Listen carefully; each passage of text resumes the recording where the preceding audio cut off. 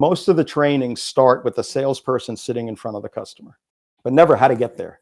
And to me, that's a waste of time because a good salesperson just has to be able to think on their feet. You can't overcome or anticipate every obstacle. So I don't even teach the selling part. The prospecting part is the key. Hello there and welcome back to the My Future Business Show. I hope you're doing really well. It's great to have you here. In fact, if this is your first time joining us on the My Future Business Show, welcome. I know that you're in for a treat, and for anybody else who's been supporting the show for any length of time, thank you very much for your support. It's making all the difference for me knowing that the show is making a difference for you. Now, on today's show, I have the pleasure of welcoming author and sales innovator, Mr. Mike Larusso. Welcome to the show. Oh, great to be here, Rick. Absolutely wonderful to have you here. Now, you and I are going to be talking about your book, The Sales Professional Survival Guide, the blueprint for tactical prospecting. And we're also going to take a deep dive into the art of tactical prospecting and break it down, and the alliance of prospecting process, and the importance of analytics in blowing up common prospecting myths. But before we do any of that, it is customary for us to spend a few moments, Mike, on you. Where do you live? Where are you calling in from today? I'm in Atlanta, Georgia, in the U.S. Has that been home? Has that been home forever?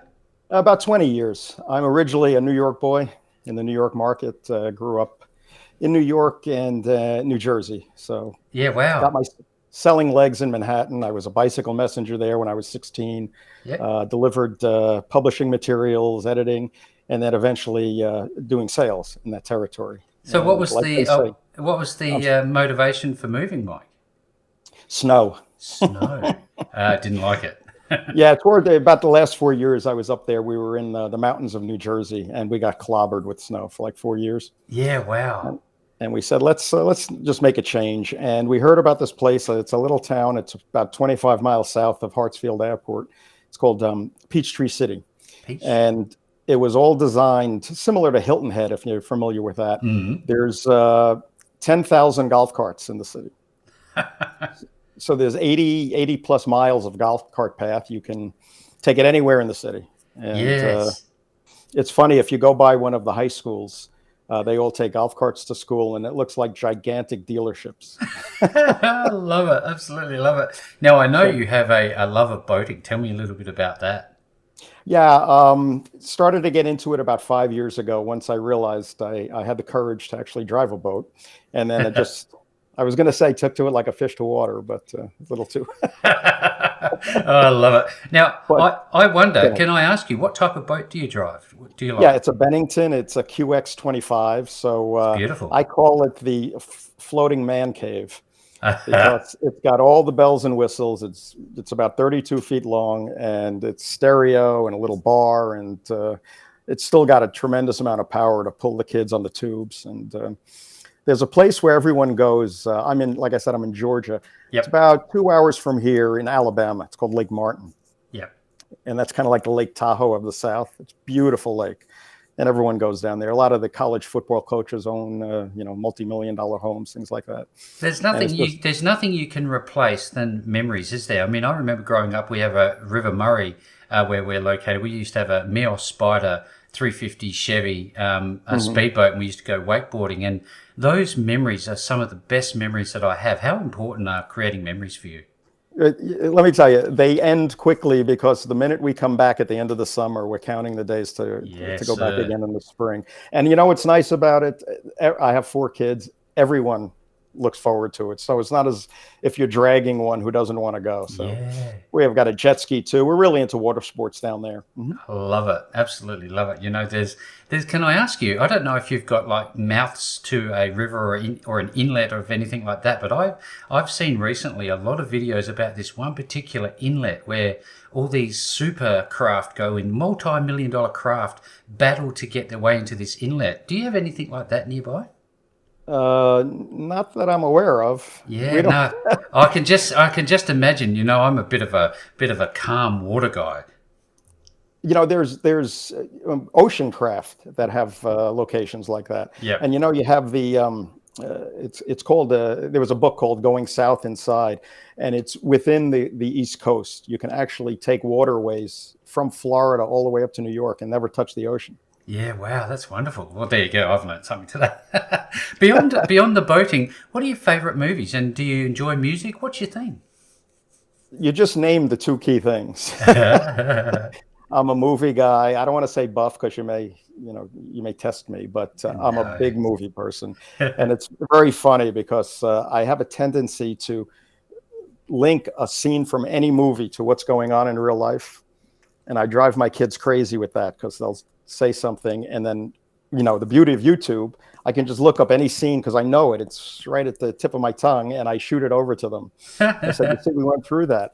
And that just actually happened the other day. It wasn't movies, but a friend of mine in New York, I haven't spoken to her in a year, and she said, "What was that scene from Monty Python where he wanted to go for he was paying for a complaint, and they gave him instead an argument." The Knights of Nick.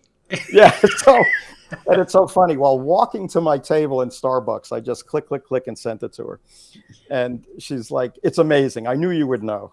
Yeah, absolutely. We're going to call you the metaphor man because obviously we're going to be talking a little bit about, I guess, the importance of storytelling later on in your line of work, your profession. Now, what's the one thing about pets that you can remember when you were growing up? Were you exposed to pets? Pets? Yes. Yeah, always had a dog, typically a German Shepherd. Beautiful. And beside, you didn't get enough. They're loving to have around, but taking care of them.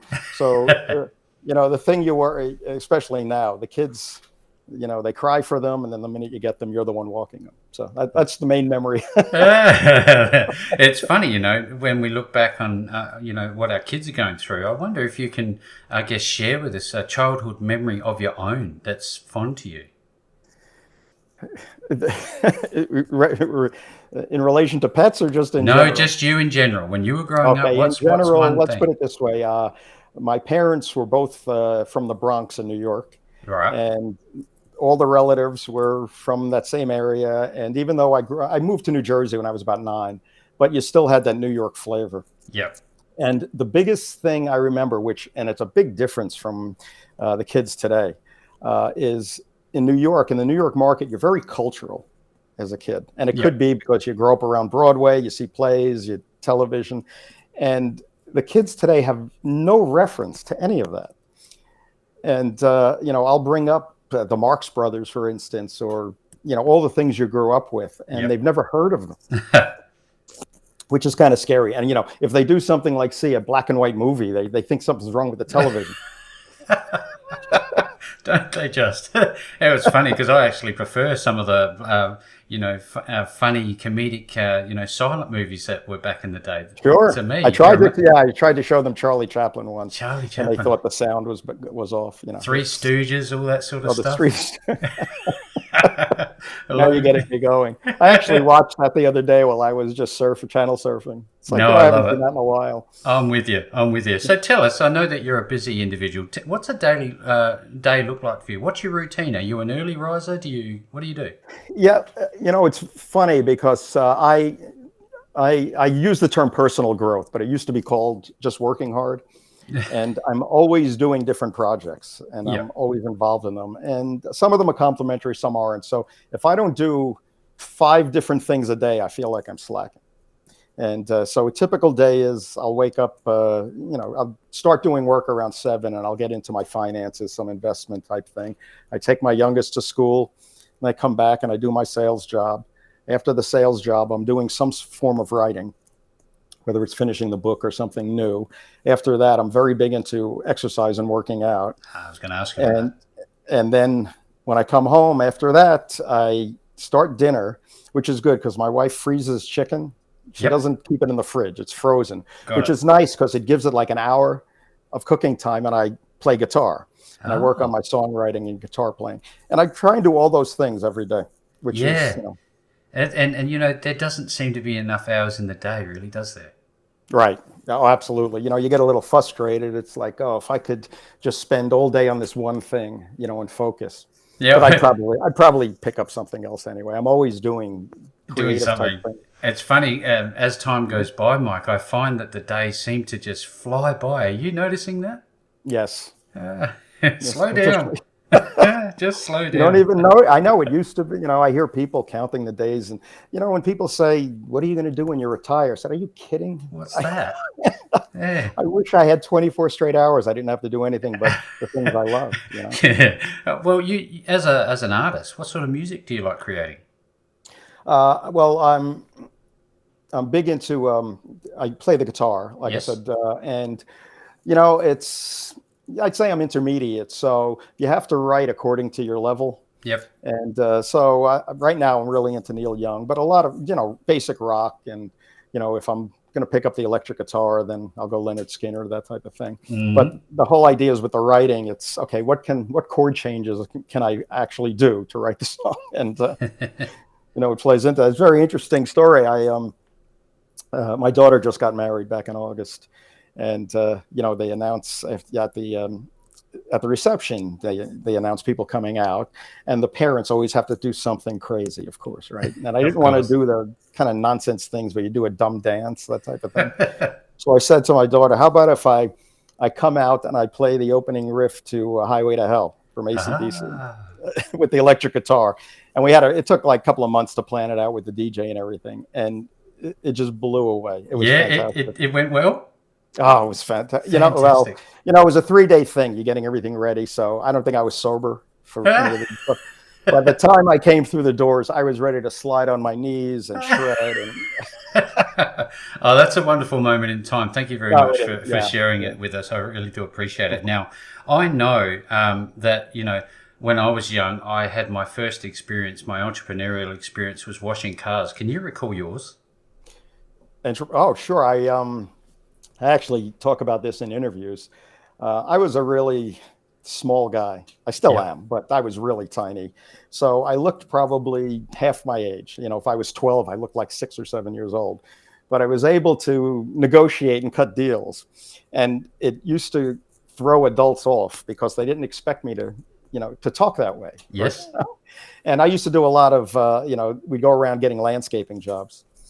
And there was a factory right across the street from where I lived, and we went in there, and I remember just trying to cut a deal with the guy, and I was half the size of everyone who did it with me, and everyone started gathering around because they couldn't believe, this guy was negotiating. I think I was 9 or 10, and I looked like I was 5 years old, and the guy was trying to stiff us, and so I said, "Listen, we'll put the weeds back." I don't know how we were going to do that. It's really funny. It's really funny, because I too am not big in stature. I'm not that tall. I'm okay. I'm happy with what I am. But I often say to my friends, I live in the land of giants. They're all seemingly beyond 6 foot. Do you find that? Oh, absolutely. And I even bring it up as a negative, and jokingly. Yeah, yeah. It doesn't bother me in the least. But a friend of mine was going for a position, getting interviewed, and he was at the last leg, and this really tough boss called me up as a reference. And I was giving him a glowing recommendation. And then it came to the end where she said, "Well, you say all positive things about him. What would you say is a negative?" I said, "He's too tall." And she Yeah. said, "Nobody makes this woman laugh." And she cracked up, and she got the job. That's brilliant. Now, tell me, I'd love to know, I guess, a bit of your professional background, how it was that you became involved in this amazing industry that you're in today. Well, I was always in sales at some level, even when I didn't want to be. I actually have a degree in psychology from college. Right. And when I graduated, I went back into sales. And I will say this, it's something with me, it's just in your fiber sometimes. Mm-hmm. And I use the term, which wasn't used back then, business development, which I love the term because it really is definitive in what It you're doing. encapsulates it pretty well, It doesn't it? encapsulates it. You're starting with nothing and you're developing business, whether it's getting new Yep. business, being creative, and finding new revenue. So I always had that. And I think I lend that part to being a New Yorker at heart. They're always cutting deals, just going down the street, talking. They're always in that mode. Never sleeping. Uh, never, never. And so I always had that in the fiber. Like I said, when I was 9 years old, landscaping. It just came out naturally. And so when I graduated college, I went into a sales job. Didn't think I could do it. And it just, like I said, it came naturally. And I was hunting in New York. And I actually had a very good mentor who was the owner of the company at the time. And he started from nothing and built it up. So it didn't teach me a lot. He validated a lot of what I already thought. But the Yep. people who were in my life to that point, they didn't know their S from their elbow, excuse me, and they couldn't validate any of the things I was trying to describe. And Yep. he actually put it down into concrete for me, and then it was just going forward. And I had that. I actually developed into, I'm going to use the term consultant. I don't like the term because I've been a consultant for 40 years, but it's not the fancy one. It's where they The hire real you to deal. actually do the grunt work as an Yep. independent contractor, but they Yep. just use the term consultant. But at this organization, I grew with it and grew, and I started taking on a lot of side projects, similar to what I do now. Yep. So in addition to doing the sales, they would hit me with something at my desk and say, find out why our advertising isn't working, or find out, how we can open up this market. And more, I became kind of an internal consultant and doing data analyses and things like that. And I grew into that when I left that company. And as it relates to the book, I took 40 years of quote unquote consulting, and some of the methodologies that I use just intuitively, probably, like I say, because where I came from. Yep. And then I got to the point after doing this for many years, I wanted to formalize the process, that it was just in my head, and put it down and as a step-by-step guide, because it just doesn't exist. There is no, in my opinion anyway, unless there's something out there that I haven't seen, in terms of the trainings, in terms of the literature, there's nothing that shows a sales professional how to hunt for new business. And it's all kind of pie in the sky superficialities. So I decided to, write mine down, and it's almost like building an engine, real step-by-step guide. And I'm sorry, I'm going off into the book now. No, it's great. So what had happened is I was writing it down, and it took me many years longer than I thought it would. Because I had an engineer friend who said, look, if you were trying to explain to somebody how to change a light bulb, you think it's like nothing. You can do it in seconds. Yep. But if you had to write down the steps, you realize that there's a lot more things involved that you never thought of. And he said, I couldn't imagine writing down the steps to finding a new customer. But so I did that. And as I was putting down the, just like in a tutorial form, it became a cathartic exercise. And I was realizing that all of these companies that I worked for, going back in my memory, they're gone. 95% of them don't exist anymore. And I realized, like, that one either got gobbled up, or that one went out of business, or that one just couldn't move forward and close their US operations. And the key thing was, none of it was because of a lack of sales. They all had plenty of sales, or plenty of potential sales. As I put in the book, they were just decisioned into the grave.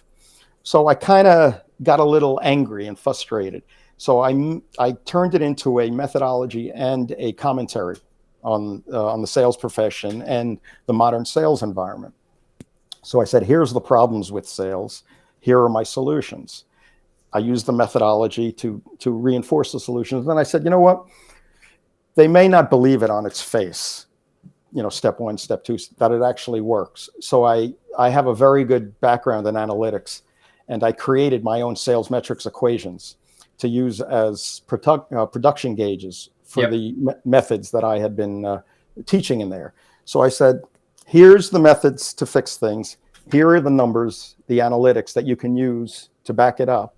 And I said, you know what?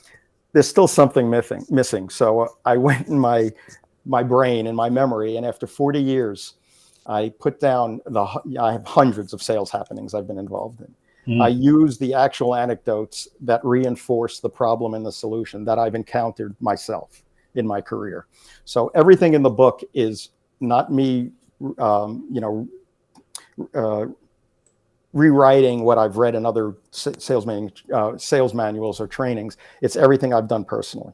Rubber meets the road type stuff, isn't it? Absolutely. And, it's funny because if you bring up anything, I don't even need the book. So bring up a concept, because I did it. And, it's funny, just to step aside a second, a lot of the books, like I said, or the sales trainings, they don't really know sales prospecting. And I'm going to use that term, loosely, but it's hunting for new business, which is my specialty. So when they start a training, they kind of skate by that part, and it's just a tertiary overview of it. And most of the trainings start with the salesperson sitting in front of the customer.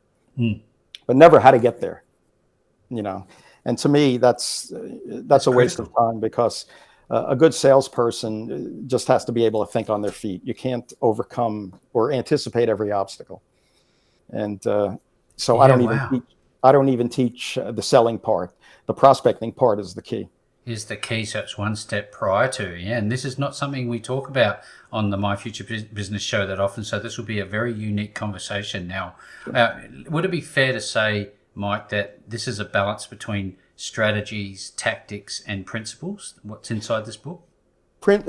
I don't use strategies, the term. It's Mm. tactics and principles. Right, Absolutely. right. Tactics are, and I'll give you, my definition may be off, but Yep, from what I've been, what's been put in front of me in terms of strategy in the past and the organizations I work for is gobbledygook. yep, It's all yep. superficialities and they never work out, but they say, yeah, this is our strategy to do this. Okay, when it fails, what happens? We're the ones who suffer. A tactic is something that I'm going to implement. And I can tell you right now, this is what I'm going to do. And now I can see the results. And that's why I use the term tactic. And tactical prospecting is the kind of ideology and the tactic. And the principles are the things that you need to as the foundation for implementing my methodology. Yes, wow. There's going to be a lot of people on this call, startup entrepreneurs, those who are looking for, the ingredients to have a successful business of their own. So if you're listening, this is prior to the sales process. So really for you, Mike, a conversion would be when a prospect's in front of you rather than the sale. Is that fair? Well, it's very simple how I explain it here. 90% of the sale is made during the prospecting process, Ah, not when you're sitting in front of the customer. And the reason for that is with the alliance process, you're already you've overcome all the typical prospecting obstacles. You've bypassed all of them. So there's no gatekeeper to get by, and there's no vetting process. And the customer already is interested in the product. You don't have to make them interested. So all that's left is you have a customer that wants the product, wants to see you, and wants the demonstration. All that's left is negotiating on the number, on the price. yeah. I keep thinking to myself in backward steps here. I'm thinking, well, what happens prior to that? How do you, guess, garner interest, then build a level of trust and anticipation for the next step in the eyes of the prospect? Well, I'll step back again and just to give you the overview, Yes, please. it'll lead into it. Tactical prospecting is both, like you say, it's a principle, I call it a philosophy, and a tactic. And that's the foundation for the alliance process. So, tactical prospecting, the three principles are you're trying to produce, when I say produce, like in terms of finding leads, Yep, okay, yep. we'll just use that generically. You're in the shortest amount of time, you're, you're measuring. Hold on a second, please. That's all right. Something came in here.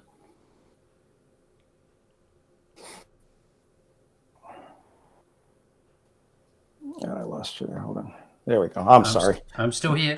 Okay, call came through. No, you're all And good to the go. on away. So you're trying to produce, and I use the metric of 1 hour. Okay, Yep. that's how much you can produce in an hour. Your measurement, which is key, which isn't done. They have superficial measurements that have no basis in reality. You've heard the thing, knock on 100 doors a day, that type of thing. It's all just Yes. made up. And the last thing and most important is the key thing to tactical prospecting or my type of prospecting is you're identifying people, not businesses. So you're looking for people that have a business development mindset. And a business development mindset, just to be generic about it, is, and you've run into this, some people really know how to do deals or see opportunities, and some people don't. Yep. And I have it broken down a lot more in detail in the book, but it's basically that. I call them people who, and it could be your landscaper, it could be, your garbage man or your salesperson colleague. And I'll tell you honestly, it's equal because I've worked with sales professionals who have no business development mindset whatsoever. And I've run into people like landscapers or, like I said, a lot of IT consultants, that type of thing, who know how to do sales 100 times better than a sales professional. So if you're looking for people, and what the alliance process is once you've identified people with a business development mindset, That process is engaging them to form an ongoing relationship, a business development relationship. Now, that's the 1, 2, 3 of it. What that actually means is, instead of hunting for businesses, and it becomes a very cold calling randomization process, you're looking for people to get access to contacts they already have a connection to. So, I put it in there, there's no better database in the world than a human's brain. And I could sit in front of a certain type of alliance partner, I call them allies, and I can say, look, I'm selling this type of product now. What do you think? And a certain type of an alliance partner can give me 6, 7, 10 actual leads of people he knows that could use the product. But I can give you a more basic example. If I'm a salesperson, I have a new product, and my first day, I have to sell it. I'll go and I'll line up 100 businesses to contact, and I'll try every which way to get into them. I'll call them, I'll email them, I'll knock on their door, but it's all cold. You don't know if they need the product. They don't know you, you don't own them. So you've got all those obstacles in the way. The gatekeeper, the vetting, who are you? Do they even need the product? But let's say I go to a person who has a complementary type of product, or basically they're calling on the same type of decision maker for whatever they do in business. Perfect example is, if I'm selling phone systems and they're selling computers, they both call on an IT professional within the same organization. Now, I could call on I can make a connection with an IT consultant and say, look, I have contacts that I know, and you have contacts that you know. Let's get together and see if we can help each other out. And I'll say, here's my product. It does A, B, and C. That person will think and say, of my 300 customers, I know about 5 or 6 that would match what you need. Now, if you go back to the salesperson, if I go on 100 calls, I may get 5 appointments out of it. I'll hit 100 calls, I'll get 5 appointments, maybe I'll get 1 sale. And that's a high number. It won't even be that. Okay. But if I meet a person who has already connections to the type of customer, they bring me the 5. And I reduce my prospecting by 95%, because I don't have to waste my time in 95 cold calls. Now, those 5 are already vetted because they're vouched for by my ally. So it knocks out all that prospecting. It's the ultimate in leverage, isn't it? Yes, 100%. And it comes back to a basic concept that familiarity breeds comfort. Of course. And that's what this is based on. Now, if you need people with a business development mindset to create as an ally, otherwise they won't grasp what you're doing. But I have methodologies and actual equations in there to determine the strength of their business development mindset, in which case you would be categorizing them, and that's how you deal with them and what to expect out of them. There seems to me to be a little bit of a learning curve when we start talking about data and data analytics. As somebody who works in quality management for many years, statistical process control was a big part of my game. So when you start talking about analytics, does somebody need to be at least an intermediate learner, or can they? No, basic math. But even beyond that, you could be horrible at math, and my equations are, I've transformed them into an Excel spreadsheet, the equation. Ah, beautiful. So then it's just cutting in the factors. I created one, which actually, when I was writing the book, I hired a couple of math tutors to check my math. I love it. And it blew them away too. Oh, that's good news. I wonder. It seems to me that initially it might be a cover-to-cover read, but is it a resource that you can go back and just pick from when you need to? Is that how 100%? Yes. Right. Yeah. It's actually funny, because I know people who they bought it and they were looking up all the anecdotes because they were so entertaining. But I have a whole section on it's called Alliance Analytics. Yes. And that could be a book in itself, which I may do eventually. And I'll give you an example. I can go to an organization, not know anything about the product or the industry. And I can ask management, when I'm sitting in front of them, 12 questions. And it could be, what's the sales cycle? What's your average sale? How do you expect me to prospect? And what's the success rate of that prospecting method? So I come up with 10 parameters. I punch it into one of my equations. It can tell me exactly how much I'm going to make in commission if all of those are accurate. And I don't have to know a thing about the industry. So tell me a little bit about your experience in terms of looking at this from a project management perspective. Would that be a fair sort of approach? I like to call it, if this is where you're going with this, is more of a sales operations. Right. Yeah. So, Okay, and so I can see that this book would be really useful inside existing businesses as a training tool. Is that something that it could be applied for? yes, absolutely. Well, it's funny. The two target markets for this book, and one of them is one of the reasons I really went over the top and wrote it. Is there are now colleges offer degrees in sales. Yeah. Plus, they have them as just basic courses in business. So the sales student is a perfect target. Also, the corporate executive, and I'm talking high level EVP and up, because both of them, for different reasons, have no idea what's going on in their sales world. And the reason I say that is and I've done this when I've done my consulting, I usually meet with a CEO, EVP, and they'll say, Mike, we've got this problem in sales and we're not quite sure the cause of it. And, after a day, sometimes I've done it within the meeting. I've described, if they tell me the problem, I'll describe what I think, the issue is without actually, going hands on. Yep. Right. And it turns out to be, and it's funny, of all the times I run into this, I easily 9 out of 10 times, whatever they thought the problem wasn't even close to the real problem. And it was usually a pretty simple solution, which I guess is probably if you know what the problem is, it's easy to solve. It's easy to see. Right. And at the C level, they're just not getting accurate information from the people below them. And that lends into all the rest of the superficiality aspects of the data metrics. Sales metrics are more used as a punishment tool than as to change the methodology. And they'll say, okay, you haven't been hitting your quota, so I need you to do this and this and this and this. Yep. And it's impossible to do it because it's not realistic, whatever it is. Yeah, well, there's another bow to be added here to the quiver, as they say, because it's so often we do talk about the actual sales, but we've missed this critical step of prospecting. Now, for anybody who's inexperienced with this phase, Mike, can you share with us what are some of the do's and don'ts for beginners of prospecting? Just what I have in the book is, and it's hard for a beginner, but let's assume you can determine with the measurement the success rate of different prospecting methods. Let me step back a second. And I put this in the book. Every prospecting method that you ever heard of, they all work. Okay, that's not the problem. And this is what I try and convey to management.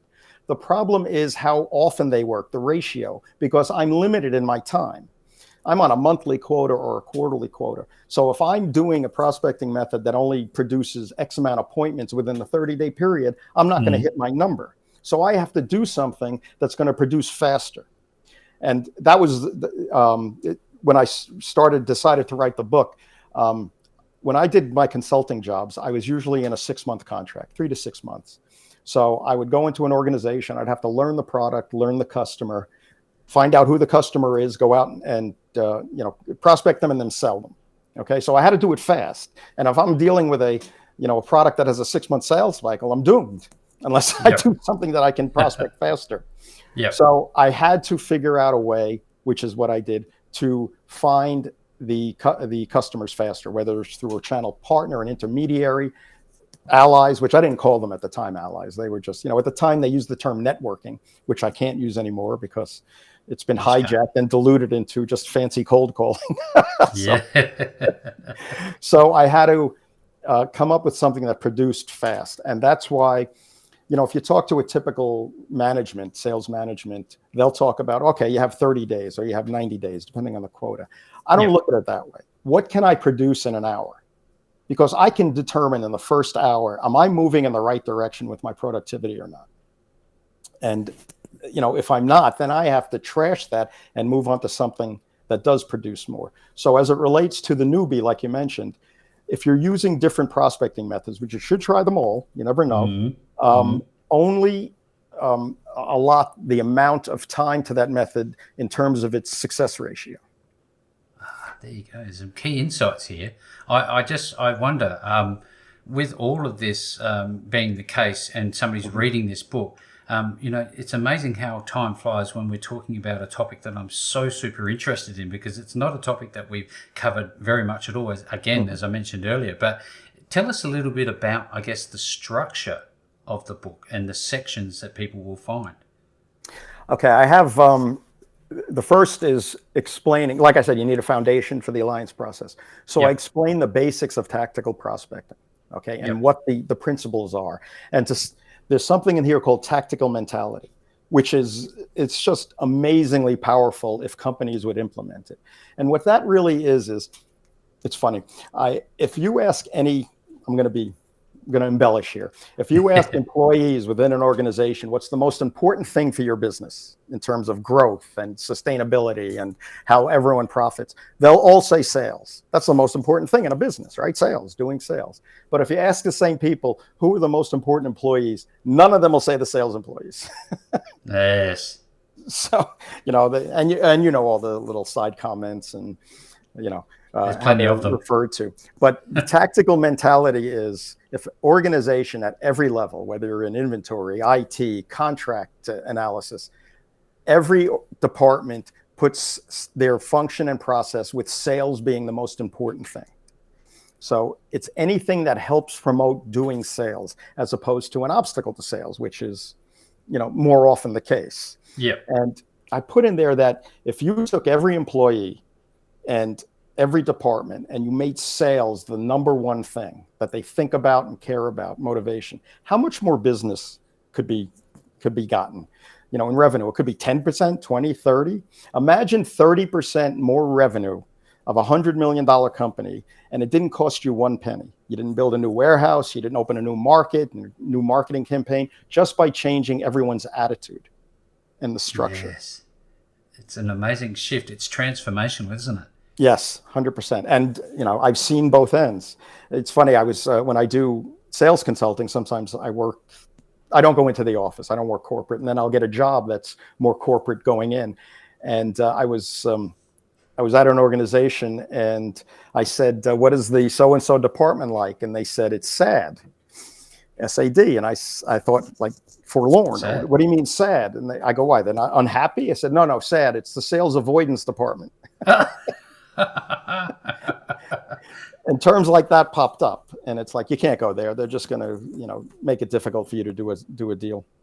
It seems to me that this book would be almost a culture builder, a positive culture builder, given what you've just said. So I'm wondering, if somebody wanted to work with you directly, is that something they can still do as a result 100%. of reading this book? Yes. And, I almost encourage, because I love getting it out there. Yeah. That buy the book, read the book, you read sections, and then contact me. Just reach Because out. once I explain it to them, then they get more and more into, I want to see the next session and the next.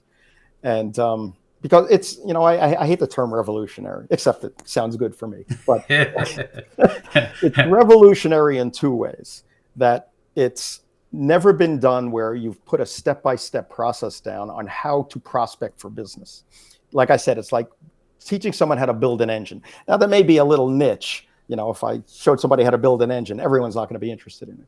But that part is revolutionary. And the fact that all of this stuff, the commentary, the principles we discussed, I'm making it aware. I'm getting it out there because everyone's afraid to talk about it. Well, I tell you what, the My Future Business audience have their ears open and they love this sort of conversation. I'm pretty sure, Mike, that they will be interested in getting their hands on your book. But where do they go to get it? Where do they go to connect with you? And how do they find more information? Sure. It's on Amazon under the title Sales Professional Survival Guide. My name, Mike Larusso, the author. Also on my website, www.mikelarusso.com. Fantastic. You can also find me on LinkedIn and on Instagram. I'll be making sure that anybody who's listening to the call today, Mike, has access to the links back to your website and in turn Amazon. And if you're interested in learning about tactical prospecting and getting your hands on a copy of the Sales Professional Survival Guide, make sure to visit the My Future Business website, click through to mikelarusso.com, and you will find Mike and his wonderful book. And with all that being said, Mike, great call. Thank you so very much for joining me on the show today. Thank you. Had a great time.